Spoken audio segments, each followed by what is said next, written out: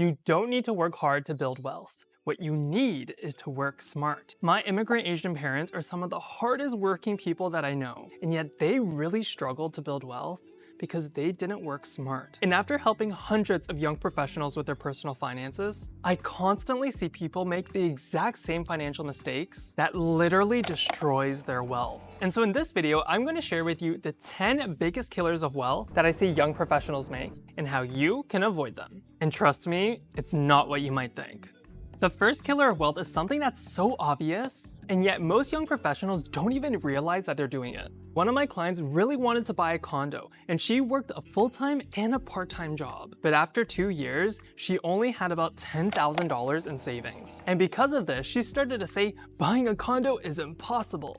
And so she gave up and started spending money, and then she found herself with $0 in savings. And this is the first killer of wealth that young professionals make, which is not believing your financial goals are possible. Because if you don't even believe your goals are possible, you won't even try to achieve them because your goals are impossible, right?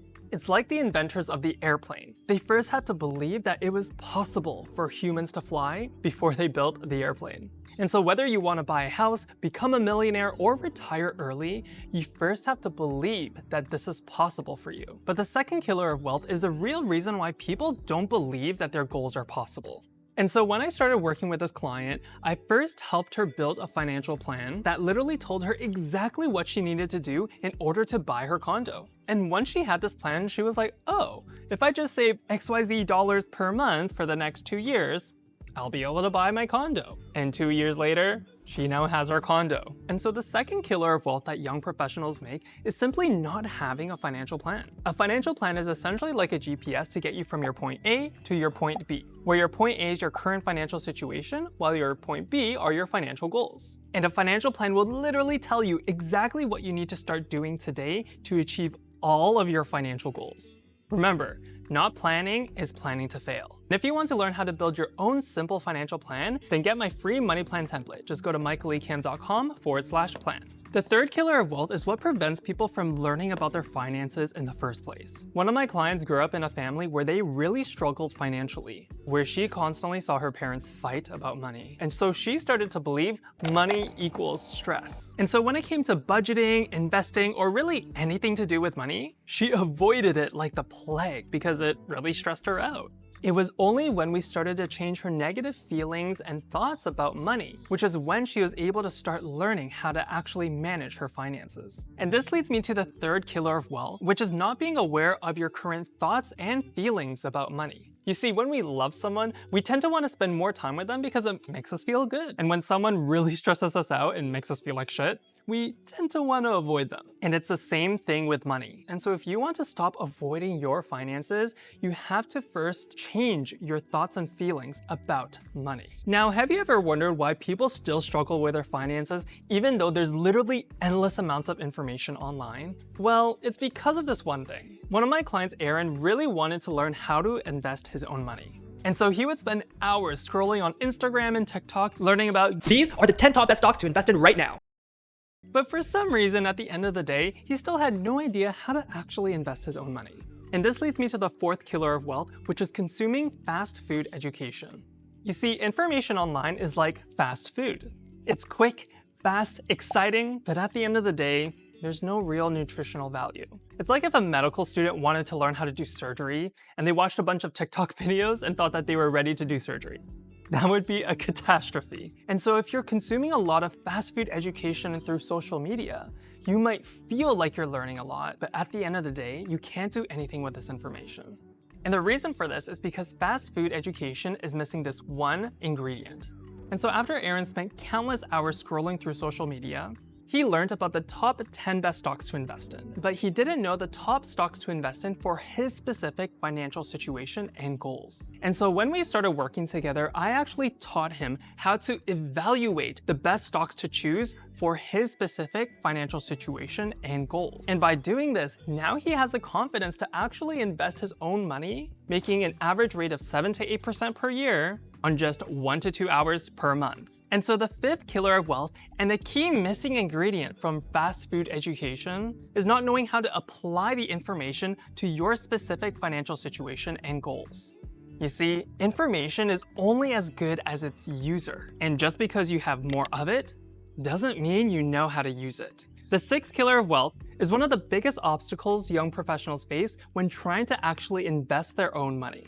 And it all comes down to swimming. You see, back in the day, I used to be a swimming teacher, and some kids either loved swimming or hated it. And the difference was that kids who hated swimming didn't know how to swim and thought swimming was really risky. And the kids who loved swimming knew how to swim and thought swimming wasn't risky at all. And it's the same thing when it comes to investing. People who think that investing is risky think this way because they don't know how to invest their own money, which is why it's so scary. But the people who don't think that investing is risky at all think this way because they actually know how to invest their own money. And that leads me to the sixth killer of wealth, which is thinking that investing is risky, when in fact, risk is relative. There are so many young professionals who don't invest their money simply because they think that investing is risky. But whether investing is risky or not is really based on your knowledge and skill level when it comes to investing. And so if you want to make investing less risky, you have to learn more about it. The seventh killer of wealth goes against everything that you've been taught about when it comes to your personal finances. There's a common saying of listen to people who are way smarter than you. And this is exactly what one of my clients did. And so she listened to the advice of her financial advisors, real estate agents, and insurance brokers without fully understanding what she was doing. And a few years later, she realized that her investments were underperforming, she bought a house she couldn't afford, and she was paying for insurance that she honestly didn't need. And this leads me to the seventh killer of wealth, which is blindly trusting people with your money. The truth is, everyone has their own self-interest and biases. Financial advisors will always tell you to invest in mutual funds because they charge you a 2.5 management fee to invest your money. Real estate agents will always want you to buy and sell a house because they make a 3% commission off of the transaction. And insurance brokers will always tell you need more insurance because that's how they make money. And that's the reason why it's so important for you to learn how to make your own financial decisions. Because at the end of the day, you're the only person who will have your back 100% of the time. Now, the eighth killer of wealth is something that cost my client almost $400,000. One of my clients recently bought a condo in Toronto, and she told me, Michael, the day that I bought my condo was like the last day of my youth. And because she had these feelings about the mortgage, she really wanted to pay off this mortgage as soon as possible. But when we took a look at the numbers, because her mortgage interest rate was so low, she would actually have $400,000 more money if she were to invest her own money and pay off the mortgage instead of trying to pay off the mortgage as soon as possible.